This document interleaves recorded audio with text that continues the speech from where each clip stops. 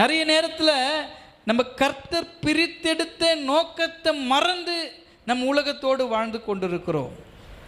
ஆண்டவர் நம்ம தெரிந்தெடுத்த நோக்கத்தை மறந்து உலகத்தோடு ஓடிக்கொண்டிருக்கிறோம்.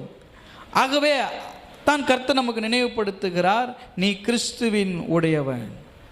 கிறிஸ்துவை உடையவர்களாய் நம்ம அழைக்கப்பட்டிருக்கிறோம், தெரிந்து கொள்ளப்பட்டிருக்கிறோம். இந்த உலகத்தில் கோடிக்கணக்கான மக்கள் வாழ்ந்து கொண்டிருக்கும் பொழுது, இந்த நெமிலி பகுதியில் லட்சக்கணக்கான கோடிக்கணக்கான மக்கள் வாழ்ந்து கொண்டிருக்கும் பொழுது, கர்த்தர் கிறிஸ்துவின் உடையவர்களாய் உங்களை தெரிந்து கொண்டிருக்கிறார். அல்லேலூயா. இப்போ யார் தெரியுமா? நீங்கள் யார்? நீங்கள் நல்லா சொல்லுங்களேன். கிறிஸ்துவின் உடையவர்கள். நாங்கள் ஆண்டவருக்குரியவர்கள். ஆண்டவருக்குரியவர்கள்.